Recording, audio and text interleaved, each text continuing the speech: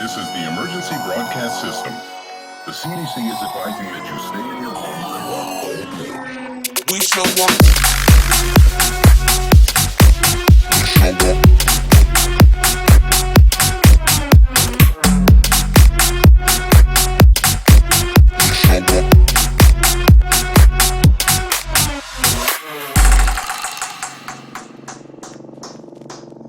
We show up in the party, flyer than everybody. We show up in the party, flyer than everybody. We show up in the party, flyer than everybody. We show up in. Hey guys, this is Jay back with another video of just the basics. This is my good guy, my good friend, the Razor. Looking all mean over there. Look at that. Yeah. Anyway, so today's topic, we're going to talk about a little bit about defense. Okay, if you're in a fight and someone's coming at you throwing nothing but punches and kicks, gotta not get hit, or at least know how to block your punches, if you know what I mean. You know, so, and if you get hit, you might go night-night. When you go night-night, you go have a big expensive doctor bill, I'll tell you that much. You don't want that. That's more debt for us, you know?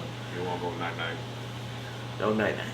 Anyway, so the points of defense, I always constantly say your stance. So depending on your stance, you always want to stay in your stance.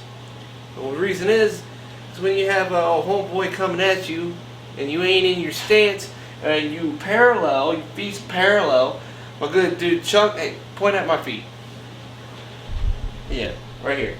And your feet's parallel like this and not like this. Alex goes ahead, punch my body. It's going to be easier to knock me back or knock me on my ass when I'm parallel. You ain't in your stance or whatever you decide your stance is. It's going to be easier to knock you on your ass or knock you back, knock you out, whatever. You know, well, knock you out part's going to depend on your chin and how durable you are. But got Mr. Drago over here looking all mean and whatnot. Anyway, so your stance, that's a big part of your defense. Footwork is going to be transmitted into your stance. Okay, so watch out. So when you're in your stance and you go back and forth, you know whatever way you decide to move, left or right, circle, I don't care what you do. It just depends on how you work your footwork. You know, it could throw your guy off when you're fighting. You know, if I'm like all over the place, you know, and he's gonna have to think twice. He's gonna be like, okay, I'm in, I'm out, I'm in, I'm out, I'm not in, he's gonna have to guess a lot more. Besides your stance and your footwork, it's going to be more or less how are you going to handle when that guy is coming at you. So this all falls back on your experience. So if you're not an experienced guy when you're fighting, I highly suggest you find a friend that likes throwing hands too, and get a little bit more experience and more comfortable in the phone booth when you're fighting. Because if it's a term, when you're in there swinging at someone and you're like this, you're not thinking correctly, you're going to get clipped and you're going to go to sleep.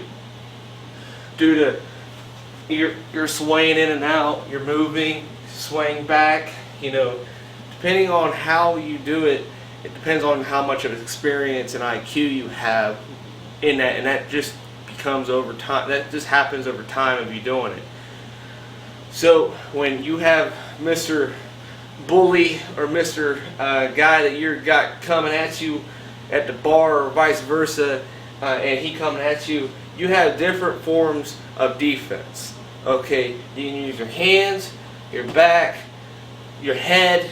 Any way that you could think. Your feet comes down to your footwork, because if someone is going to throw a jab at me and I snap back real quick, it's going to be easier for me to counter. You know, the best offense is your defense. And I'll say that till the day I die, because if you ain't got no defense, you're probably never going to have any good offense, because if you all you got is offense and you get hit, you ain't going to win. You got to win. You got to have some kind of defense, because you only have so much of a chin of when you can take those punches and shit. It's going to go bye-bye after a while. Might as well protect your moneymaker where you can. If you never get hit, look at Floyd Mayweather. Motherfucker never got hit. He 50-0 because he never got hit. Barely ever got punched in the ring because he was excellent with his defense. So when his defense was excellent, he was able to open up his offense in ways the fighter couldn't see. Why? Because it frustrated him. It made him think more. Made him think, I can't touch this guy. A lot of them will lose hope because it's all off the body language of the guy that you're fighting. If you see that they're not in there with you because they're not trying really hard, that's when you can start opening up your offense. You want to sit there and you can push your defense on them. You don't always have to run backwards. You can sit there and stay in their face and make them make an uncalculated movement, which can be your defense. So say I'm coming after Alex, right? I'm standing in his face, and he throws a crazy right hook. So because I'm standing in his face, and I see it, I sway back, and I can go back for a strike. I wouldn't lower my hands like that because you can get clipped, but you get the gist. The best kind of, in my point of view, is to sway back as you're pivoting and you're sliding backwards, because then you're just out of the way of the punch. If you feel comfortable where you're pivoting and you're swaying left and right, and you do that if you feel comfortable. But me personally, I don't like being in the line of fire, and I like to be able to fire. I want to be as far as that's possible, because I'm not going to get hit. You can also use, when it comes down to your hands, you can parry. So throw jab.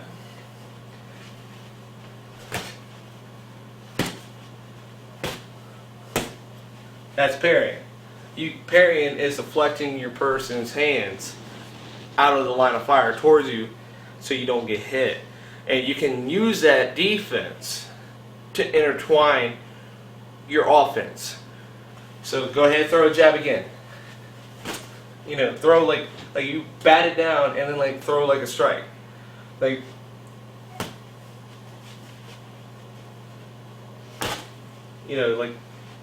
Intertwine. You can if they don't keep their hands up or anything, you could read that. So if he's over here, when you're the guy you're fighting, he throws say he throws a jab, right? He throws a jab, and when he does that, he does this. You've got to notice that he's leaving his face open. He's putting his hands in his pocket. Like that, or vice versa, a hook. You want to try to see that. Wait till that moment that in your head, you try to time it. Okay, he's throwing his hands down when he's throwing a strike. So you can parry it and then try to throw a hook yourself or a strike. That's when you catch him off guard is when you hurt him the most. And that will be the best defense. That will translate into your offense. So what you're saying is it's kind of like analyze your opponent, look at where they're leaving themselves open. Yes. And then come in for a strike. Yes. Only when you analyzed after that point. Yes. Okay. See, I'm not a bar fight out. I'm not just a swing fest kind of guy. I don't go in there and just throw. Just a throw. I go in there depending on how the person comes at me, depending on how I go at them. Give or take. So if he's coming at me very aggressively, I might sit back for a minute, let him wear himself out a little bit, and then the moment I start seeing him making mistakes with his offense, when he's throwing punches and he's keeping his hands down, I might sit there and go, okay, I'm seeing that.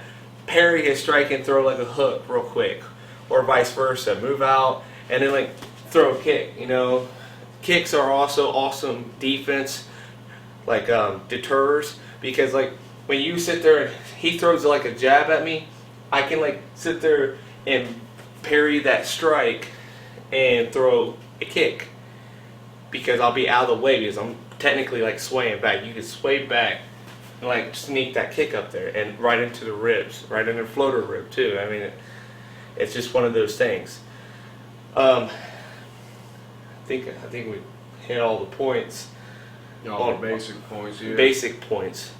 Like you want dodging, like going back. Yes. How do you want to plant your feet? When you do that, the best thing you could do when you go to sway, I would say, like keep your feet a little bit further apart, unless you want to like you feel more comfortable doing parallel, like kind of like Mike Tyson almost. Like he's not parallel, but he's not a far stance. He just kind of like a little off center, like, and he dips like that. If you feel comfortable and you want to practice on that a lot, I would do it. Practice someone throwing a jab straight, and you ducking, and then like maybe also doing what Anderson Silva or one of these Brazilian fighters do. When someone throws a strike, you can practice like sitting in their pocket and like moving your head like that, just barely like. When you analyze and you're good with your distance, you can see that and then barely move your head where if a strike does hit you, you can move your head and let it roll off your chin so it doesn't land clean. And that would be the best kind of, you know, defense for your chin, because if it lands clean, you can get dazed. You know, but that's what we don't want. You could also try this. When you're sitting there fighting someone, you can, like, depending on your stance and how you want it, I would always recommend you, if you're not a perfectionist when it comes down to this, if you're not an expert at it, even experts fail sometimes, so it's always a #1 thing you need to do is to make sure you keep your hands up when you're fighting. You could either keep them down here by your jaw, or you can keep them up over here by your temple. You could do the old Muay Thai where like this, you know, keep that stance up and to get that leg moving. Depends on who you are as a person and how you would like to do it as a fighter. Just keep that hands up. Me personally, for my distance reaching, I like to kind of like, not, it looks like I'm throwing a jab, but I like to kind of like just get my hand out there and then kind of like just play with the fighter. I call it bait and switch. So when you sit here and you do your defense and you're getting them off their game. So say you do this for like 2 rounds. So you like kick, you know, you do like a little, do that off and on, a hook and a leg kick, or a hook and a body kick, you know. Eventually, you're going to warm them up to the point where they're going to be like, okay, that's what he's doing. And then you could finally, after 2 rounds, 3 rounds, or however, whenever you feel like you've set it up right, you can go and then like kind of go up there and try to execute a nice roundhouse kick. That would be perfect. Everybody likes a nice roundhouse kick to the head, you know, especially a knockout. That would be nice. And but yes, pretty much your best offense is your defense.